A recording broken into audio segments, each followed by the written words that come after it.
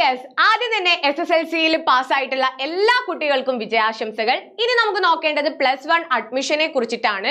അപ്പൊ മക്കളെ, നമ്മുടെ ചാനൽ ആദ്യമായിട്ടാണ് കാണുന്നതെങ്കിൽ ചാനൽ സബ്സ്ക്രൈബ് ചെയ്യാനും വീഡിയോ ലൈക്ക് ചെയ്യാനും മാക്സിമം നിങ്ങളുടെ ഫ്രണ്ട്സിലേക്ക് എത്തിക്കുക. അത്രത്തോളം നിങ്ങൾക്ക് ഇൻഫോർമേറ്റീവ് ആയിട്ടുള്ള ഒരു വീഡിയോ ആണ്.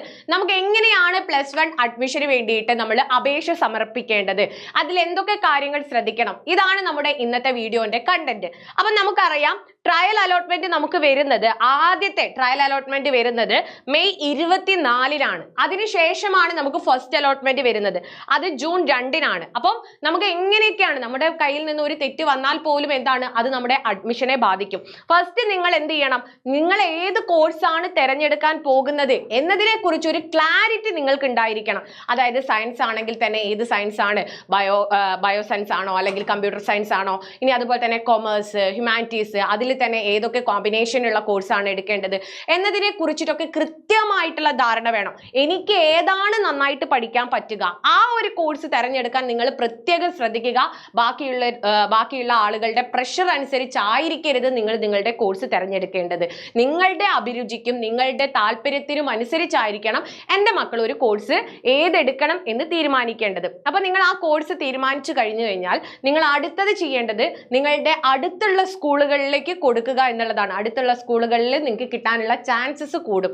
അപ്പൊ നിങ്ങൾ അതിന് കുറച്ചുകൂടെ പ്രിഫറൻസ് കൊടുക്കുക.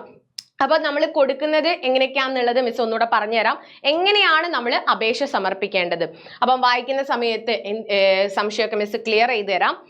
ആദ്യം നമുക്കൊരു ലോഗിൻ പേജ് ഉണ്ടായിരിക്കും അല്ലെ, നമ്മൾ ആദ്യം വെബ്സൈറ്റ് തുറന്നിട്ട് അവിടെ ലോഗിൻ പേജ് ഉണ്ടായിരിക്കും. അവിടെ യോഗ്യതാ പരീക്ഷയുടെ സ്കീം, അതുപോലെ തന്നെ രജിസ്റ്റർ നമ്പർ, മാസം, വർഷം, ജനന തീയതി, അതുപോലെ തന്നെ മൊബൈൽ നമ്പർ എന്നിവ നൽകി നിങ്ങൾ എന്ത് ചെയ്യണം, ആപ്ലിക്കേഷൻ സബ്മിഷൻ മോഡ് എന്ത് ചെയ്യുക. അപ്പോൾ അത് ചെയ്ത സമയത്ത് ലോഗിൻ ചെയ്ത് കഴിഞ്ഞാൽ നിങ്ങൾ എങ്ങനെ ആയിരിക്കണം എന്ത് ചെയ്യേണ്ടത്, അപ്ലിക്കേഷൻ സബ്മിഷൻ ചെയ്യേണ്ടത്.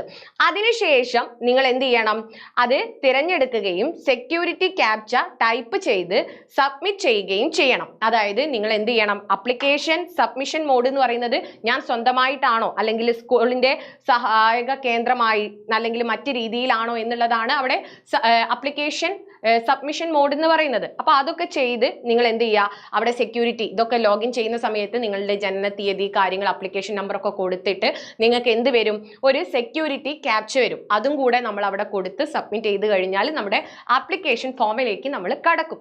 അങ്ങനെ അവിടെ ആദ്യത്തെ ഭാഗം എന്ന് പറയുന്നത് നമ്മുടെ വിവരമാണ്. നിങ്ങൾ അപേക്ഷ ചെയ്യുന്ന വിദ്യാർത്ഥിയുടെ പൊതുവിവരങ്ങളായിരിക്കണം ആദ്യത്തെ പേജിൽ നൽകേണ്ടത്. നിങ്ങളൊക്കെ ഒരുപാട് ഫോം ഫില്ല് ചെയ്തവരായിരിക്കും. അപ്പൊ നിങ്ങൾക്ക് അറിയാലോ, ലോഗിൻ ചെയ്യാം, നമ്മുടെ പേര്, അപ്ലിക്കേഷൻ നമ്പർ, അതുപോലെ തന്നെ ജനന തീയതി എന്നൊക്കെ വെച്ചിട്ട് നമ്മൾ ലോഗിൻ ചെയ്ത് കഴിഞ്ഞാൽ നമുക്ക് വരിക നമ്മുടെ കൃത്യമായിട്ടുള്ള ഡീറ്റെയിൽസ് ഒക്കെ കൊടുക്കാനുള്ള ഫസ്റ്റ് പേജാണ്.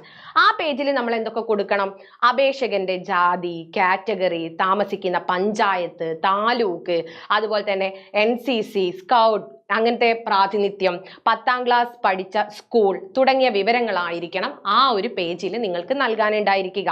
വിവിധ ക്ലബ്ബുകളുടെ പ്രവർത്തനത്തിൽ പങ്കാളിയായിട്ടുണ്ടെങ്കിൽ അവിടെയൊക്കെ നിങ്ങൾ എന്ത് ചെയ്യണം, ടിക്ക്. നിങ്ങൾക്ക് അവിടെ ഓപ്ഷൻ ഉണ്ടായിരിക്കും അല്ലെ, നിങ്ങൾക്ക് NSS ഉണ്ടോ, അപ്പോൾ അതുപോലെ തന്നെ വേറെ ഏതെങ്കിലുമൊക്കെ ക്ലബ്ബുകൾ ഉണ്ടോ അല്ലെ, സയൻസ് ക്ലബ്ബ്, അതുപോലെ തന്നെ സോഷ്യൽ ക്ലബ്ബ്, അപ്പോൾ അങ്ങനെയൊക്കെ മാത്സ് ക്ലബ്ബ്, അങ്ങനെയൊക്കെ ക്ലബ്ബുകൾ ഉണ്ടെങ്കിൽ അതൊക്കെ നിങ്ങൾ ടിക്ക് ചെയ്യാം.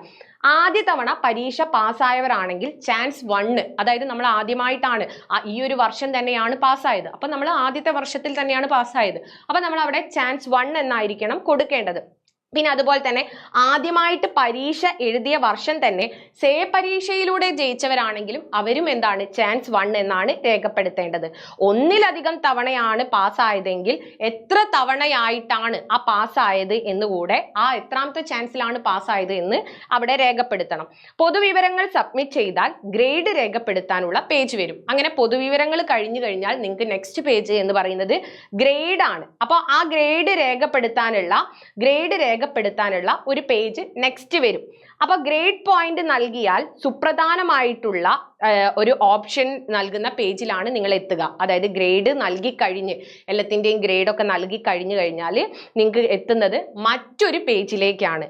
അപ്പോൾ അവിടെ എന്താണ് പഠിക്കാൻ ആഗ്രഹിക്കുന്ന സ്കൂള്, ആ സ്കൂളിലെ നിങ്ങൾ ഏത് വിഷയവും കോമ്പിനേഷനുമാണോ എടുക്കാൻ ആഗ്രഹിക്കുന്നത് ആ ഓപ്ഷൻ, പഠിക്കാൻ ഏറ്റവും ഇഷ്ടപ്പെടുന്ന സ്കൂൾ, അതുപോലെ തന്നെ കോമ്പിനേഷൻ ആദ്യ ഓപ്ഷനായി നൽകണം. അതായത് ഇവിടെ പറയുന്നത് ഇത്രയാണ്. ഇപ്പം നിങ്ങൾ ഏറ്റവും ആഗ്രഹിക്കുന്ന സ്കൂൾ ഏതാണോ, ഇപ്പം നിങ്ങൾ ആഗ്രഹിക്കുന്നത് ഒരു ABC എന്ന് പറഞ്ഞിട്ടുള്ള ഒരു സ്കൂളാണ് നിങ്ങൾ ആഗ്രഹിക്കുന്നത്.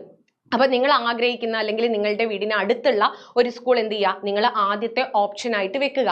എന്നിട്ട് അവിടെ നിങ്ങൾ പഠിക്കാൻ ആഗ്രഹിക്കുന്ന സബ്ജക്റ്റ്, ഇപ്പോൾ കൊമേഴ്സ് ആണ് കൊമേഴ്സ്, അല്ലെങ്കിൽ സയൻസ് ആണ് സയൻസ്, ഹ്യൂമാനിറ്റീസ് ആണ് ഹ്യൂമാനിറ്റീസ് എങ്കിൽ അത് നിങ്ങൾ കൊടുക്കുക. എന്നിട്ട് നെക്സ്റ്റ് ആയിരിക്കണം നിങ്ങൾ ബാക്കിയുള്ള സ്കൂളുകൾ കൊടുക്കേണ്ടത്. അടുത്ത സ്കൂളിന് ശേഷം നിങ്ങൾക്ക് കിട്ടാൻ ചാൻസ് ഉള്ള അടുത്ത സ്കൂൾ കൊടുത്തതിന് ശേഷം ബാക്കിയുള്ള ഓപ്ഷൻസ് ഒക്കെ നിങ്ങൾ പിന്നീട് കൊടുക്കുക. എന്നിട്ട് സബ്ജക്റ്റുകൾ പിന്നീട് കൊടുക്കുക. ഈ രീതിയിലായിരിക്കണം നിങ്ങൾ സ്കൂളും കോമ്പിനേഷനും കൊടുക്കേണ്ടത്. നിങ്ങൾക്ക് എടുക്കാനുള്ള സബ്ജക്റ്റ്, ആഗ്രഹിക്കുന്ന കോഴ്സ് ഏതാണെന്ന് ആദ്യമേ തീരുമാനിച്ചു വെക്കണം കേട്ടോ. അതിനുശേഷം അങ്ങനെ തുടർന്ന് എന്താണ് മുൻഗണന നാമത്തിൽ നൽകണം. ഇങ്ങനെ കൂടുതൽ സ്കൂളും കോമ്പിനേഷനും ക്രമത്തിൽ നിങ്ങൾക്ക് നൽകാം. ഒരുപാട് സ്കൂളുകളും അതുപോലെ തന്നെ കോഴ്സുകളും നിങ്ങൾക്ക് നൽകാവുന്നതാണ്.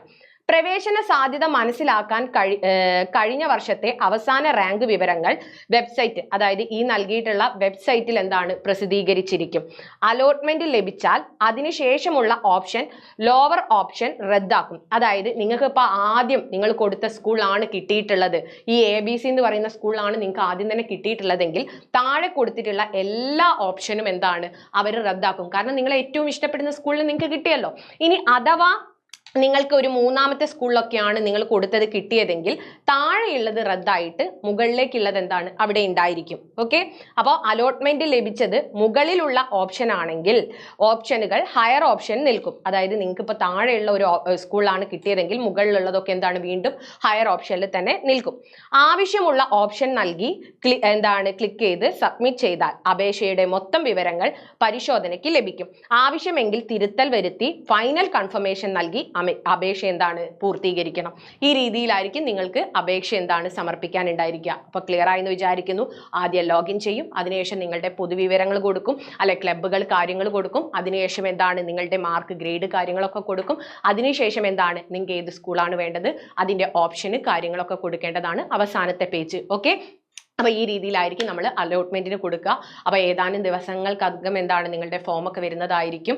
അപ്ലൈ ചെയ്യാനുള്ള ഡേറ്റ് പറയും. അപ്പോൾ നിങ്ങൾ എന്ത് ചെയ്യുക, കൃത്യമായിട്ട് ഈ രീതിയിൽ തെറ്റൊന്നുമില്ലാതെ നിങ്ങൾക്ക് ആവശ്യമുള്ള ഏത് സ്കൂളാണോ നിങ്ങൾ സെലക്ട് ചെയ്യുന്നത് അതൊക്കെ നിങ്ങൾ മനസ്സിൽ ആലോചിച്ച് വെച്ച് എന്താണ് തെറ്റൊന്നും വരാതെ നിങ്ങൾ എന്ത് ചെയ്യുക, അപ്ലൈ ചെയ്യുക.